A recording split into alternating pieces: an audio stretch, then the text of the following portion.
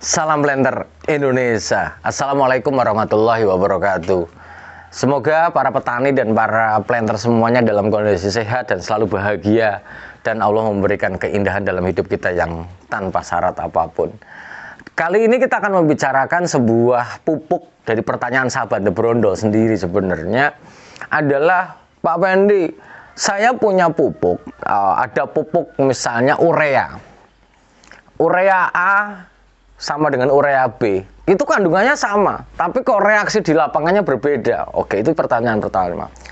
Urea 46% nitrogen, urea B juga 46% nitrogen, tapi kenapa dimasukkan ke dalam tanaman kita, ke ladang kelapa sawit kita, kok reaksinya berbeda? Reaksinya apa? Satunya cepat kuning, Pak Pendi, cepat hilang.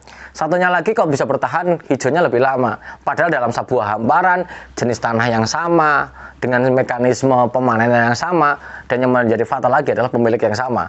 Dia mencoba dengan menggunakan itu. Oke, kita akan jelaskan itu. Yang kedua, saya membeli pupuk KCl, pupuk kalium klorida atau murid of potas, itu kok beda-beda ya Pak Pendi. Ada yang berwarna pink, ada yang berwarna merah, ada yang dia campurannya semacam kayak kristal-kristal putih. Apakah kandungannya beda? Tidak. Secara mekanisme di dalam laboratorium kita cerita ini ada misalnya urea 1, urea 2. Tuh. Sama-sama 46% nitrogen, 46% nitrogen. Ini sama. Ini merek 1, merek 2 ya. Oke. Ternyata begitu dimasukkan ke dalam lapangan, ini kita pupukkan ke lapangan, ini hijaunya ini tahan, ini tidak tahan. Bahwa yang harus kita pahami para planter dan para petani semuanya, bahwa pupuk memiliki bahan pembawa di dalam penyusunan pupuk ataupun pupuk pabrikasi, pupuk di pabrik, yang keluaran pabrik misalnya urea, KCl, glycerin yang sudah melalui proses pabrikasi, itu memiliki bahan pembawa yang mungkin beda. Artinya bahwa bahan pembawa, sekali lagi kita jelaskan bahwa kemungkinan 46%, maka sisanya 54% adalah bahan pembawa yang pernah kita bahas pastinya. Bahwa bahan pembawa yang berbeda akan memberikan respon atau reaksi yang berbeda untuk tanaman kelapa sawit kita. Tampilnya ketika kita misalnya minum paracetamol 500 gram, itu kok ada yang gampang membuat kepala saya menjadi sehat kembali, ada yang butuh waktu yang lama untuk menyehatkan kita. Ada misalnya paracetamol, ada yang generik, ada yang non generik. Maka kemungkinan besar adalah bahan pembawa obatnya yang berbeda-beda. Ketika misalnya bahan pembawanya beda, maka reaksinya ada kemungkinan beda. Maka ini dalam istilah Jawa itu disebutkan bahwa rego nggawa rupa, ya ini harga menentukan wujud dari apa yang kita beli pastinya. Begitu juga dengan KCl. Kita cerita KCl. Ada KCl atau MOP, itu ada yang pink, ada yang merah, dan lain-lain lah. Karena memang banyak sekali MOP, baik original Kanada, Belarusia, atau origin Chinese, itu memang memiliki banyak lah. Pak Pendi, apakah yang salah itu pupuknya itu? Belum tentu. Bahwa pupuk KCl ini memiliki banyak warna yang berbeda, maka ada kemungkinan udah masuk ke pabrikasi, ya terserah pabriknya warnanya seperti apa. Walaupun secara umum bahwa KCl berwarna kemerahan, mau merah tua, merah pink, ada yang merah, butiran merah ketemu dengan ada kristal putih-putih yang agak transparan.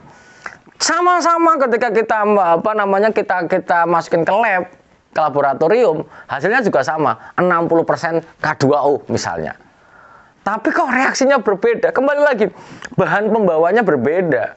Maka di dalam sistem bahan pembawa yang berbeda, reaksinya, ketahanannya seperti ini. Logikanya, jika ini pupuk, kemudian bahan pembawa A, ada kemungkinan dia akan memberikan memberikan unsur hara yang relatif cepat tersedia.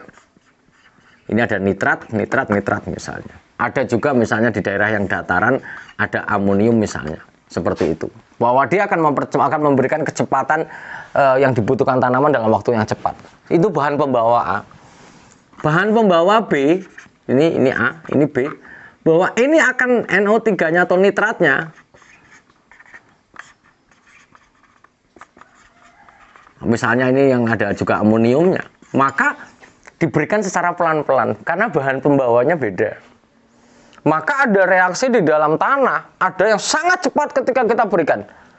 Kecepatan reaksi juga belum tentu baik bagi tanaman. Kenapa? Karena bahwa dengan kecepatnya tersedia atau larut yang terlalu cepat, kemudian mudah melepaskan unsur hara ke tanah, maka jangan berpikiran bahwa semuanya akan diserap oleh tanah itu sendiri.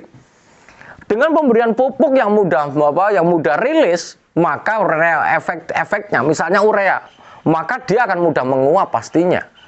Begitu dia panas sedikit akan menguap. Begitu kamu ketemu dengan kapur, dia akan menguap menjadi amoniak yang berbau dengan yang bau agak sengar-sengar seperti itu.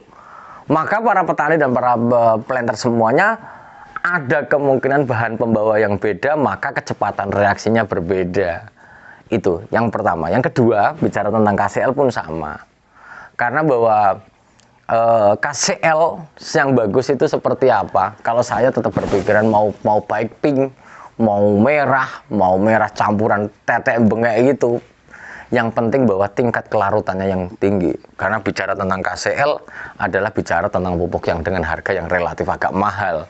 Maka harus dipahami tingkat kelarutannya. Seperti saya review di The Brondol sendiri, ketik The Brondol tentang uji atau pengetesan, maka dimasukkan ke dalam botol, dikocok, ada bahan pengotornya atau tidak, kemudian kemudahan reaksi ataupun kelarutannya yang bagus seperti apa. Intinya, ketika kita pupuk dengan berbahan atau bersenyawa garam, urea ataupun KCl, maka mohon para petani dan para planter semuanya pahami tentang kondisi mikro dari tanaman yang akan kita pupuk. Kalau seandainya tidak ada hujan, jangan dipupukkan. Jangan dipupukkan. Tapi ketika pupuk hujan lebat ya berhenti dulu. Jangan memaksakan karena senyawa garam memiliki karakteristik yang mudah larut sebenarnya, pada dasarnya seperti itu. Kalau kita bicara tentang yang murni ya tidak ada campurannya. Maka begitu dia dipupukkan kondisinya lembab, maka dia akan mudah terserap oleh tanah. Begitu juga ketika kita mau pupukkan urea, pagi-pagi dia mudah meresap. Jangan pernah memupuk dalam kondisi masih dalam kondisi tergenang.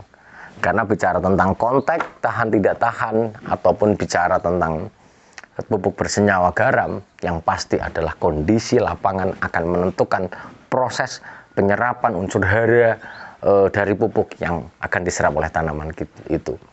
Jangan pernah kita memupuk dari kondisi yang tergenang, karena bahwa memupuk kondisi yang tergenang, maka reaksi akan berjalan berbalik arah, banyak yang hilang, sehingga keefektifan dari pemupukan sendiri tidak dapat dinikmati oleh petani yang memupuknya. Terima kasih, semoga Allah memberikan kesehatan dan keselamatan bagi saya, Anda, dan semuanya, dan ilmu pengetahuan tanpa syarat apapun. Terima kasih, salam planter Indonesia. Assalamualaikum warahmatullahi wabarakatuh.